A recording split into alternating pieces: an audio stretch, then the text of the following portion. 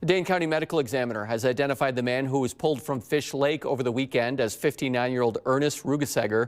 Officials say the DeForest man died from drowning. The Dane County Sheriff's Office says he was reported missing on Friday night and wasn't found until Saturday morning. The incident happened during the 5th annual fishery event at Shep's Bar, which supports local charities. The bar owner said the community event took on a somber tone as the search efforts unfolded.